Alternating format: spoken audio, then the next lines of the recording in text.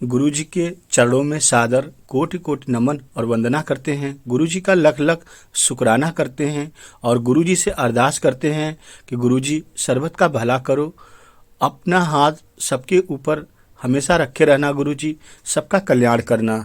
संगत जी जय गुरु जी, शुक्राना गुरु जी। सारी संगत मिलकर बोलो जय गुरु जी, लव यू गुरु जी। संगत जी, गुरु जी कहते हैं कि संगत का कल्याण कैसे होगा और संगत को क्या करना चाहिए। चलिए यहाँ से जानते हैं।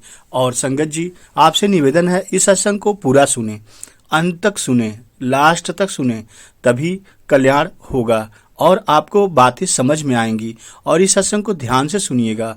जय गुरु जी, शुक्राना गुरु जी। संगत जी, एक निवेदन और आपसे है, इस चैनल को आप सब्सक्राइब कर लीजिए। इस चैनल पे आपको गुरु जी के ओरिजिनल सत्संग सुनने को देखने को मिलता है। मैं जुगनू प्रसाद, जय गुरु जी। संगत जी, सुबह उठते ही उस परमात्मा का शुक्रिया करो, दोनों हाथ जोड़कर उस मालिक को याद करो। तू सबसे बड़ी ताकत है, मैं तुम्हें याद करता हूँ, ऐसा गुरु जी से कहें। और आगे भी कहें, हे जीवन देने वाले प्रभु तुझे प्रणाम, तरह तरह की चीजें बनाने वाले हे गुरु जी, तू ही सब कुछ देने वाला है। हे गुरु जी, मैं तुम्हें प्रणाम करता हूँ। हे गुरु जी, मैं आज के लिए प्रणाम करता हूँ। हे गुरु जी, एक नई सुबह देने के लिए आपका शुक्रिया करता हूँ। हे गुरु जी, मेरा दिन शुभ हो और सारी संगत का दिन शुभ हो, ऐसा आशीर्वाद दो और सबका मंगलमय हो। जय गुरु जी। संगत जी, आगे आपके गुरु जी से अरदास करना है। हे गुरु जी, मेरे अंग संग रहना, मैं अपने आप को गुरु जी के हवाले करता हूँ। ऐसा करने से संगत जी आपके जीवन में बदलाव जरूर आएगा और एक नई ऊर्जा भी मिलेगी। जय गुरु जी। संगत जी, आगे गुरु जी करते हैं कि तुम्हारा कल्याण कैसे होगा। अमृत वेले की अरदास भी करो। ये मालिक, शुक्राना अमृत वेला उठाने का, शुक्राना मेरे मालिक रात सुखद बिताने का, शुक्राना गुरुजी जिंदगी का एक और नया दिन देने का, शुक्राना मेरे गुरुजी महाराज हर वेले तेरी हर रहमत का। हमेशा आशीर्वाद की वर्षा गुरुजी करते रहो, खाली झोलियां गुरुजी सबकी भरते रहो। गुरुजी तेरे चरणों में सर को झुका ही दिया है, गुनाहों की माफी और दुखों को गुरुजी दूर करते रहो। जय गुरुजी महाराज, लव यू गुरुजी। संगत जी, गुरुजी कहते हैं तुम सत्संग सेवा सिमरन करो, बाकी सब मुझ पे छोड़ दो, तेरा कल्याण अवश्य हो जाएगा। और संगत जी, ऐसा होता भी है, हम जरूर नहीं देख पाते हैं डायरेक्ट, लेकिन गुरुजी इनडायरेक्ट हमारा कल्याण हमेशा करते रहते हैं। आइए सुनते हैं कि ब्लेसिंग करने का क्या तरीका है। जय गुरुजी। रात के 2:30 बजा था। एक सेठ को नींद नहीं आ रही थी। संगत जी, वह सेठ घर में चक्कर पर चक्कर लगाया जा रहा था, पर चैन नहीं पड़ रहा था। आखिर में थक कर नीचे उतर आया और कार निकाली। शहर की सड़कों पर सेठ निकल गया। रास्ते में एक मंदिर दिखा। सोचा थोड़ी देर इस मंदिर में जाकर भगवान के पास बैठता हूँ, गुरु के पास बैठता हूँ और प्रार्थना करता हूँ, शायद मन को शांति मिल जाए, क्योंकि सेठ बहुत ही परेशान था। जय गुरु जी। आगे भगवान उसके साथ क्या करते हैं। संगत जी, सेठ मंदिर के अंदर गया, देखा एक दूसरा आदमी पहले से ही भगवान की मूर्ति के सामने बैठा था, मगर उसका उदास चेहरा, आंखों में करुणा दर्श रही थी। सेठ ने पूछा, क्यों भाई, इतनी रात को मंदिर में क्या कर रहे हो। आदमी ने कहा, मेरी पत्नी अस्पताल में है, सुबह यदि उसका ऑपरेशन नहीं हुआ तो वह संगत जी मर जाएगी, और मेरे पास ऑपरेशन के लिए पैसा नहीं है, तो मैं क्या करता।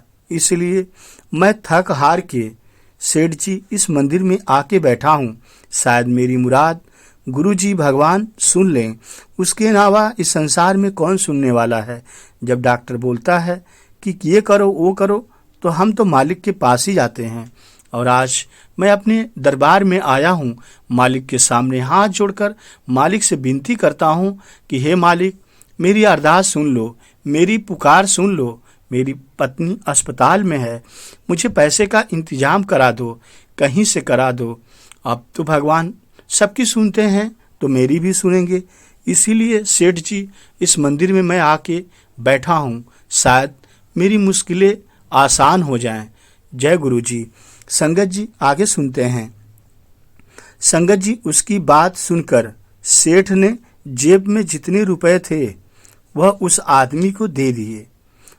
अब गरीब आदमी के चेहरे पर चमक आ गई थी। यह देखकर सेठ बहुत आश्चर्यचकित हुआ कि इतनी रात को एक आदमी भगवान के मंदिर में कैसे अरदास लगाता है। और वह आदमी भी बहुत खुश हुआ कि मैं 2 बजे रात को मंदिर में हूँ और भगवान ने मेरी पुकार सुन ली और किसी को भेज दिया। वह मन ही मन खुश था कि शायद यह भगवान ने ही भेजा है। जय गुरु जी। संगत जी सेठ ने अपना कार्ड भी दिया और उस गरीब आदमी से कहा, इसमें फ़ोन नंबर और पता भी है और ज़रूरत हो तो निसंकोच फ़ोन करना और मुझे अपनी चीज़ों से अवगत कराना, मैं आगे भी तुम्हारी हेल्प कर दूंगा। उस गरीब आदमी ने कार्ड संगत जी वापस कर दिया और कहा, मेरे पास उसका पता है, इसे इस पते की ज़रूरत नहीं है सेठ जी। ऐसा उस गरीब आदमी ने सेठ से कहा कि यह कार्ड तुम्हारा नहीं चाहिए, मुझे इसकी पते की ज़रूरत भी नहीं है, सेठ जी से वह गरीब आदमी कहा। संगत जी अब तो और आश्चर्य हो गया। आश्चर्य से सेठ ने कहा, किसका पता है भाई? उस गरीब आदमी ने कहा, जिसने रात को 2:30 बजे आपको यहाँ भेजा है उसका पता मेरे पास है। जय गुरु जी। संगत जी आप समझ गए होंगे कि उस गरीब आदमी ने क्या कहा। उस गरीब आदमी ने सेठ जी को समझाया कि रात को 2 बजे आप अपने मन से यहाँ नहीं आ सकते। भेजने वाला गुरु है और भेजने वाला भगवान है। जिसने भेजा है उसका पता मेरे पास है, इसलिए आप यहाँ तक पहुँचे हैं। जय गुरु जी। शुक्राना गुरु जी। आगे ही मालिक कल्याण करेंगे, गुरु जी भगवान कल्याण करेंगे। आप सेठ जी परेशान न हो, जितना आपने किया उसके लिए लख लख आपका भी शुक्राना। तो संगत जी कहने का भाव मेरा यही था कि आप गुरु जी का सेवा सिमरन सत्संग करें और निराश कभी न हो कि गुरु जी ने कुछ नहीं दिया। ऐसा नहीं है, गुरु जी समय आने पर सारी संगत का कल्याण करते हैं और समय आने पे गुरु जी स्वयं अपने ऊपर पीड़ा ले लेते हैं और आपका कल्याण 100% करते हैं और गुरु जी किसी न किसी रूप में दर्शन भी देते हैं। जय गुरु जी। गुरु जी की प्यारी संगत जी, सब करने वाला परमात्मा गुरु होता है। आगे सुनते हैं।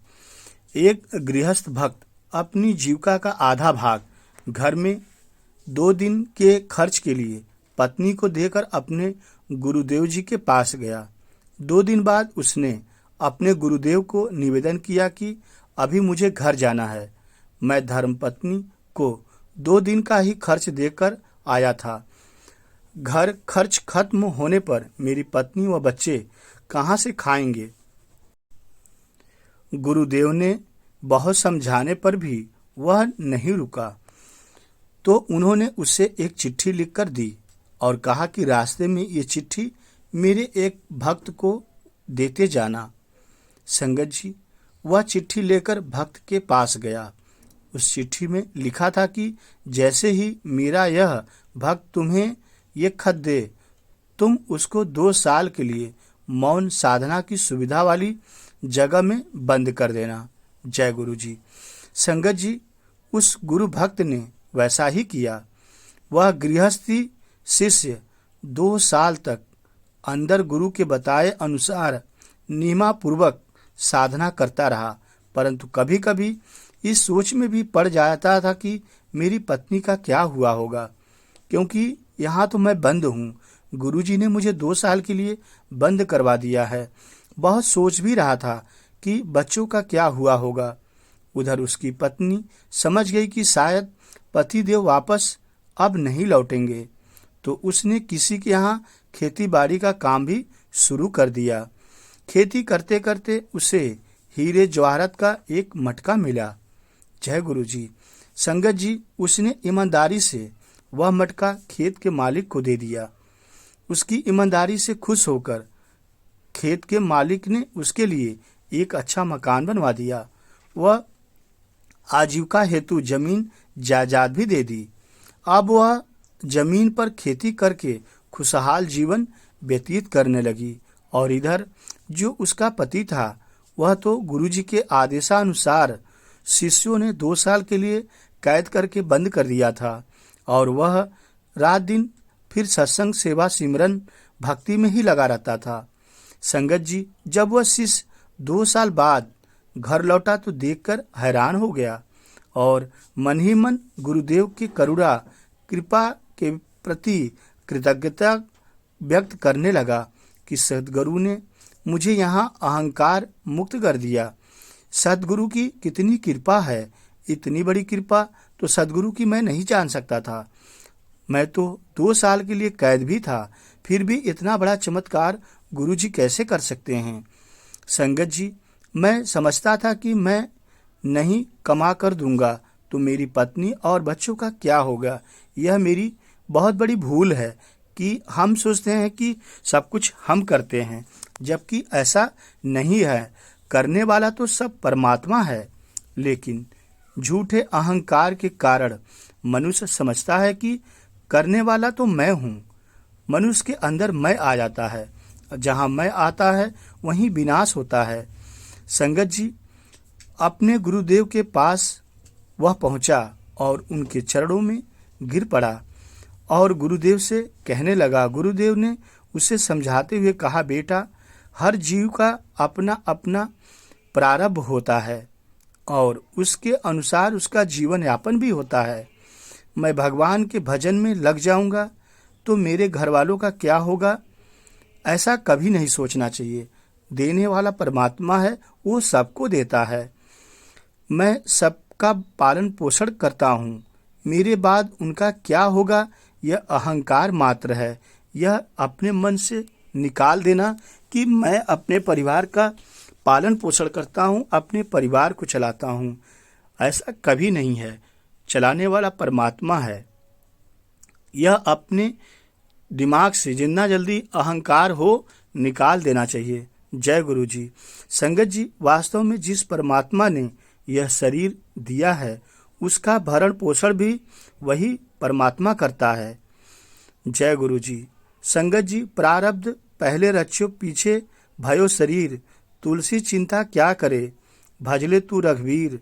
शिष्य को अपनी गलती का एहसास हुआ और सद्गुरु के आश्रम में रहते हुए गुरु के बताए साधना मार्ग के अनुसार अपने जीवन परम कल्याण परमार्थ प्राप्ति में लगा दिया। जय गुरु जी। शुक्राना गुरु जी। सदा शिव की भक्ति करो। धन गुरु नानक जी। जय गुरु जी। शुक्राना गुरु जी। सर्बत का भला करो गुरु जी।